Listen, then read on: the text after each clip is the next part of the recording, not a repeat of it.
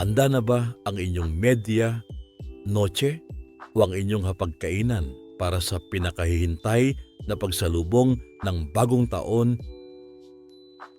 Ilang oras at ilang tulog na lang, papasok na tayo sa panibagong kabanata ng ating buhay.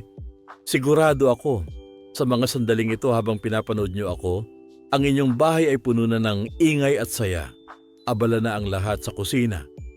Marahil ay katatapos niyo lang mamalengke at naglalabas na kayo ng mga tinatagong magagandang plato at kubyertos na minsan lang sa isang taon ginagamit. Damang-dama na natin ang excitement sa hangin. Amoy na natin ang mabangong usok ng uling mula sa iniihaw na barbecue sa labas ng bahay. Naririnig na natin ang ingay ng mga turotot, ang masasayang sigawan ng mga bata, ang walang humpay na kantahan sa videoke ng kapitbahay at ang putukan sa kalsada. At siyempre, ang sentro ng lahat ng ito, ang pinakabida sa ating selebrasyon, ang pagkain. Ipikit niyo sandali ang inyong mata at isipin ang nakahain sa inyong mesa ngayong gabi. Nariyan ang lechon baboy na ang balat ay kulay pula, makintab sa mantika at sobrang lutong na lumalagutok kapag kinagat nyo.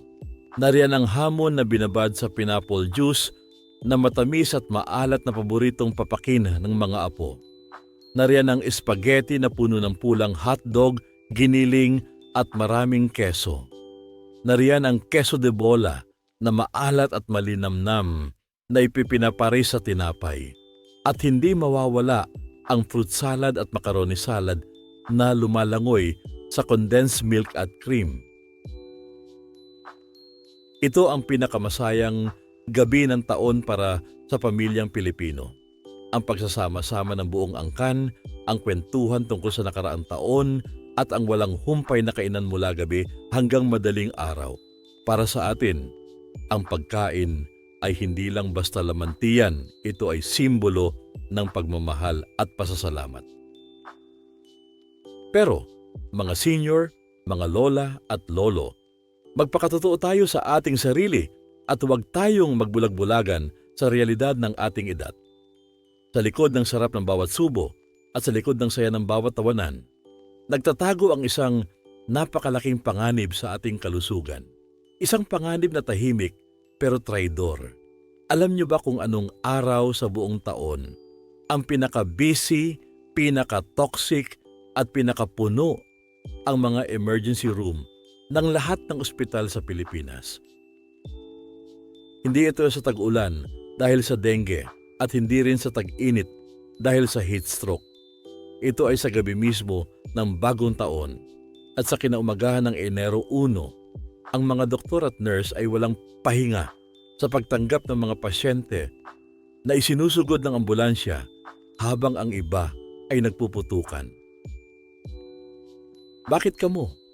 Dahil sa dalawang pangunahing dahilan na sumisira sa ating pagdiriwang, ang high blood pressure o biglang pagtaas ng presyon na pwedeng mauwi sa stroke at ang indigestion o ang hindi pagkatunaw ng sobrang daming pagkain na pwedeng magdulot ng bangungot. Isipin nyo na lang ng mabuti ang nangyayari sa loob ng inyong katawan sa gabing iyon. Ang taba at kolesterol ng balat ng lechon, ang sobrang sodium o asin ng hamon at keso at ang mataas na asukal ng spaghetti, soft drinks at fruit salad. Lahat ng ito ay papasok sa ating katawan nang sabay-sabay sa loob lang ng ilang oras na kainan. Ang ating dugo ay lumalapot dahil sa kolesterol na parang mantika ng baboy na namumuo kapag lumamig. Ang ating puso ay nahihirapang mag-pump ng dugo dahil sa dami ng asin na nagpapatigas ng ating mga ugat. At ang ating tiyan ay parang sementeryo na punong-puno ng pagkain at hindi na gumagalaw dahil sa bigat at pagod. Kaya hindi nakakapagtaka na maraming senior ang bigla na lang nakakaramdam ng kakaiba habang nagsasaya. Biglang sumasakit ang batok na parang may nakadagan na mabigat. Nakakaramdam ng matinding pagkahilo na parang umiikot ang paligid kahit nakaupo lang. At ang pinakamasakit, ang paninikip ng dibdib habang nagkakantahan. Ayaw na ayaw nating mangyari iyon sa inyo. Ayaw nating salubungin ang bagong taon sa loob ng malamig at puting kwarto ng ospital habang ang inyong pamilya ay nag-aalala sa labas. Pero huwag kayong mag-alala o matakot. Nandito ako hindi para maging killjoy o para pagbawalan kayong kumain. Alam ko na minsan lang ito sa isang taon at deserve ninyong maging masaya at matikman ang bunga ng inyong pagsisikap at pagtatrabaho. Ang gusto ko lang ay magkaroon kayo ng proteksyon. Gusto kong bigyan kayo ng isang sandata o shield na magbabantay sa inyong puso, sa inyong malapot na dugo at sa inyong punong tiyan habang kayo ay kumakain ng masasarap. At ang magandang balita ay ang sandatang ito ay hindi nyo kailangang bilhin sa botika sa mahal na halaga. Hindi nyo kailangang pumila sa drugstore. Ang sandatang ito ay sigurado akong nasa loob na ng inyong kusina. Ngayon mismo habang naghahanda kayo ng inyong handa. Nasa tabi lang iyan ng inyong chopping board. Tingnan nyo ang inyong lechon baboy o ang inyong nilulutong lechon manok. Ano ang inilalagay nyo sa loob ng tiyan nito para bumango at mawala ang lansa ng karne? Tama ang inyong hula, ang tanglad o lemongrass. Maldas, ginagamit lang natin ang tanglad pampabango ng ulam, itinatali natin ito, ipinapasok sa tiyan ng baboy, pinapakuluan sa tinola at pagkatapos kumain. Ano ang ginagawa natin? Itinatapon na natin ito sa basurahan dahil akala natin ay wala na itong silbi. Ang tingin natin dito ay basura na pagkatapos lutuin. Ito ay isang napakalaking pagkakamali na ginagawa natin taon-taon tuwing medianoche. Hindi nyo alam na ang tanglad pala na tinatapon nyo ay ang pinakamabisang natural na gamot para tunawin ang taba na inyong kinain. Ito ay may kakayahang linisin ang inyong dugo, tanggalin ang bara sa ugat at pababain ang presyon na dulot ng maalat na hamon. Ito ang tunay na medianoche savior na matagal na nating binabaliwala at itinatapon lang sa tabi. Sa video na ito, ituturo ko sa inyo ang tamang paraan kung paano gawin ang tanglad at luyati. Ito ang makapangyarihang inumin na dapat niyong inumin bago o pagkatapos ng inyong handaan. Sasabihin ko sa inyo kung paano nito nililinis ang mantika na nakabara sa inyong lalamunan at paano nito pinapakalma ang inyong tiyan para hindi kayo kabagin, hindi maimpatso at hindi tumaas ang inyong presyon habang naghihintay ng alas 12. Kaya bago niyo isubo ang malutong na balat ng lechon, panoorin niyo muna ito ng buo at huwag ililipat dahil ang simpleng tsaa na ito na galing sa inyong kusina ang maaaring magligtas sa inyo at sa inyong pamilya mula sa high blood at stroke ngayong holiday season. Handa na ba kayong malaman ang sikreto ng tanglad? Makinig maigi at ihanda ang inyong tasa. Ngayon dumako na tayo sa pinakamahalagang parte. Ituturo ko sa inyo ang tamang paraan ng paggawa ng tanglad at luyati. Makinig kayong mabuti at kung maaari ay kumuha kayo ng papel at ballpen. Hindi ito basta-basta pagpapakulo ng dahon sa mainit na tubig na parang nagluluto lang ng Lucky Me. Mayroong tamang teknik, tamang proseso at sikreto para lumabas ang tunay na bisa nito bilang gamot sa high blood at indigestion. Kung mali ang pagluto nyo, sayang lang ang effort. Tubig lang ang iinom ninyo at walang bisa. Ang una nyong kailangan ay 2 hanggang 3 puno ng tanglad o lemongrass. Sigurado ako na marami nito sa inyong kusina ngayon dahil binili nyo para raipalaman sa lechon. Pero ito ang paalala. Huwag niyong gamitin ang dahon na matalim at kulay green sa dulo. Ang kailangan natin ay ang puno o yung matabang puting bahagi sa ibaba malapit sa ugat. Bakit? dahil ito ang parte na puno ng citral at essential oils. Ito ang puso ng tanglad na nagpapababa ng presyon at naglilinis ng dugo. Ang sikreto ay ito, huwag nyo lang basta ilagay sa kaldero ang tanglad ng buo. Kailangan nyo itong dikdikin o pukpukin ng maigi gamit ang likod ng kutsilyo o almires. Pukpukin nyo hanggang sa pumutok ang balat, lumabas ang katas at maging durug-durog ang hibla. Kapag naamoy nyo na ang matapang at mabango ang aroma nito na parang lemon na humahalimuyak sa inyong kusina, iyon ang senyales na gising na ang gamot. Iyon ang senyales na handa na itong pakuluan. Pangalawa, kailangan natin ng luya o ginger. Kumuha ng kasing laki ng inyong hinlalaki. Balatan ito ng maigi at hiwain ng manipis o dikdikin din gaya ng tanglad. Ang luya ang bahala sa inyong tiyan. Ito ang fire extinguisher para sa inyong sikmura. Ang anghang ng luya ang magpapainit ng inyong digestive system para mabilis matunaw ang sebo at mantika ng lechon at hamon na inyong kakainin. Ito rin ang pipigil sa pagbuo ng gas para hindi lumaki ang inyong tiyan at hindi kayo dighay ng dighay habang nagse-celebrate kasama ang pamilya. Ngayon, pagsamahin ang diniktik na tanglad at luya sa isang kaserola na may 3 baso ng tubig. Pakuluan ito sa mahinang apoy lamang sa loob ng 10 hanggang 15 minuto. Huwag lakasan ang apoy. Kapag malakas ang apoy, sisingaw ang oil ng tanglad at mawawala ang bisa. Dahan-dahan lang, patience is key. Kapag nakita nyo na ang tubig ay naging kulay ginto o golden yellow na at ang amoy ng inyong kusina ay parang nasa spa na sa sobrang bango, patayin na ang apoy. Salain ito sa isang tasa.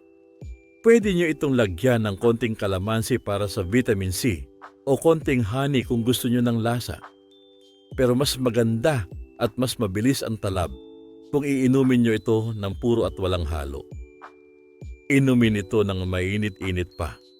Dahan-dahan, 30 minuto bago kayo sumabak sa kainan ng medianoche. Hayaan niyong kapangin ng init ang inyong tiyan at ihanda ang inyong katawan sa laban. Siguro, nagtatanong kayo ngayon sa inyong isipan, Dok, totoo ba yan? Effective ba talaga yan o kwentong kutsero lang ng matatanda? Naiintindihan ko ang duda ninyo. Pero huwag kayong maniwala sa akin.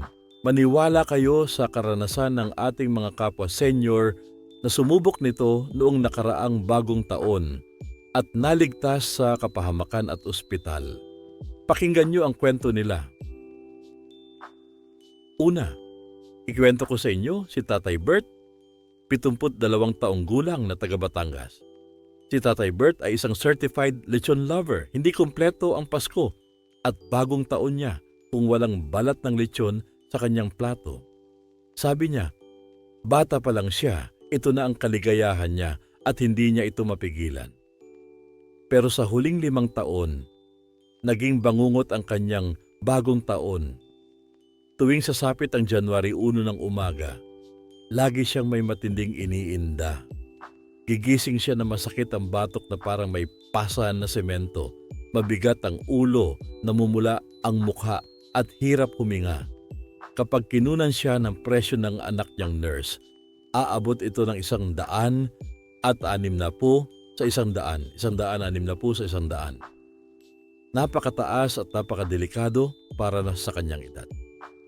Dahil dito, imbes na makipaglaro sa mga apo o mamasyal sa parke tuwing New Year, nakahiga lang siya sa kwarto maghapon. May ice bag sa ulo, umiinom ng gamot at takot na baka ma-stroke anumang oras. Sira ang kanyang bagong taon. Lungkot ang nararamdaman ng pamilya. Noong nakaraang taon, napanood niya ang tungkol sa tanglad tea at sinubukan niya ito kahit may duda siya. Bago siya umupo sa hapagkainan ng medianoche, uminom muna siya ng isang malaking tasa ng mainit na tanglad na may luya. Pagkatapos kumain siya ng lechon. Hindi niya pinigilan ang sarili, kumain siya ng balat at laman, pero hindi rin siya nagpakabusog ng sobra. Alam niyo ba ang nangyari kinabukasan? Kinaumagahan ng Enero 1, nagising si Tatay Bert na magaan ng pakiramdam. Bumangon siya ng mabilis. Hinawakan niya ang kanyang batok, walang sakit. Inalog niya ang kanyang ulo, walang bigat. Nangkunan siya ng BP ng anak niya. Laking gulat nila dahil normal ito. 120/80, 120/80. Himala kung tutuusin pagkatapos ng lechon.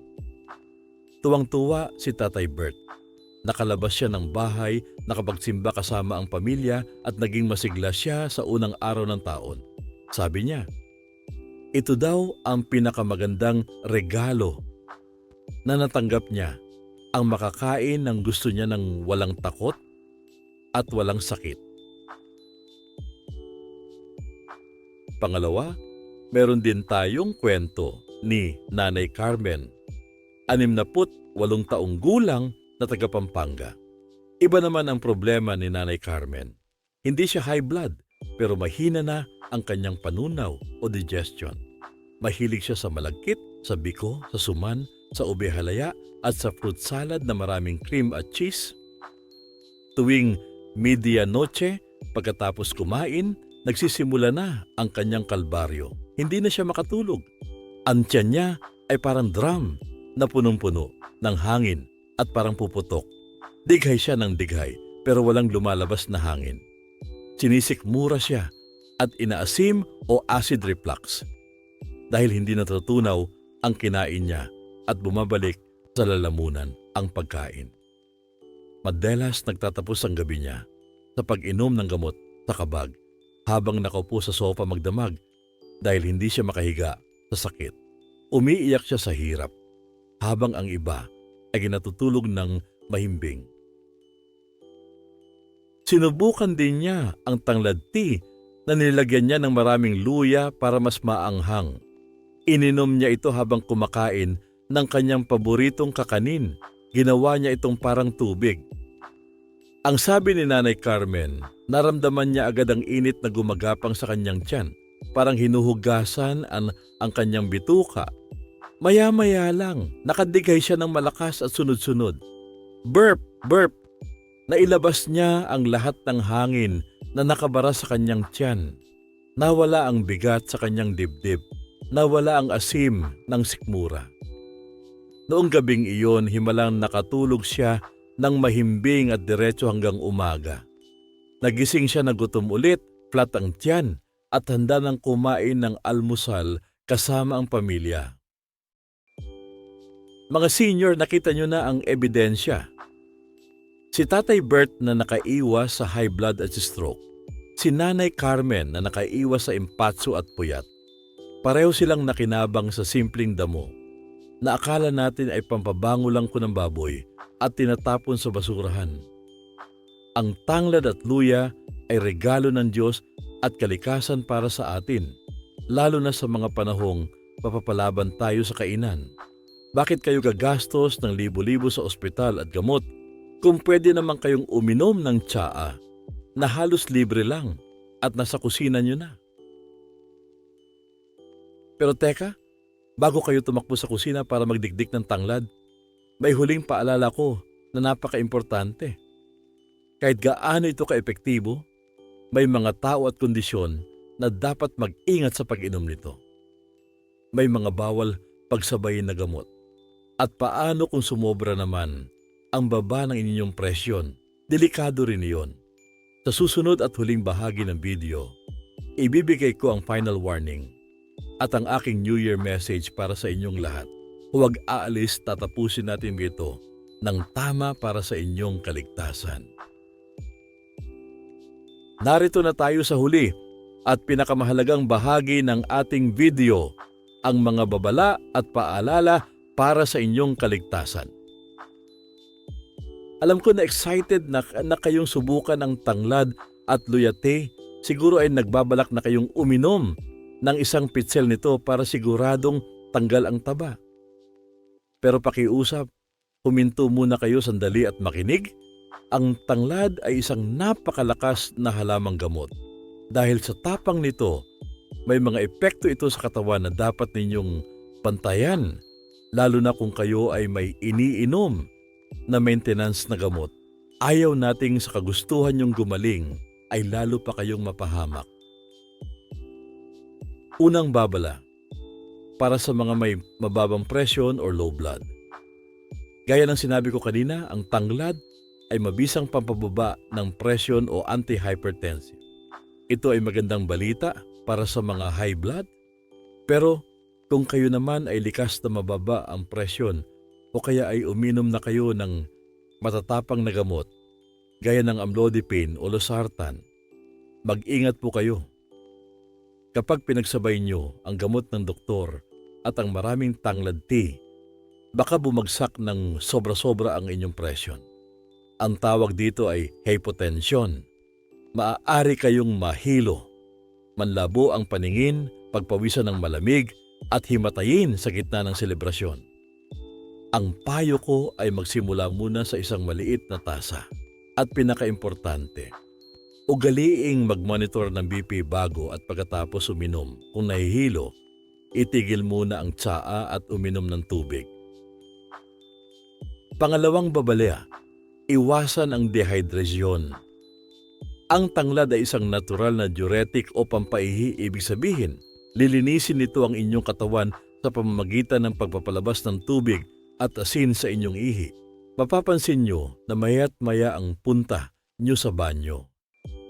Maganda ito para mailabas ang sodium ng hamon at keso.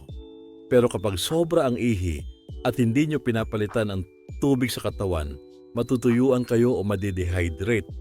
Kapag kulang sa tubig, lumalapot ang dugo at sumasakit ang ulo. Kaya ang rule ay simple lang. Sa bawat tasa ng tanglad tea na iinumin ninyo, dapat itong sabayan o sundan ng 2 baso ng plain water or tubig. Ito ay para manatiling hydrated ang inyong katawan habang naglilinis ng toxins.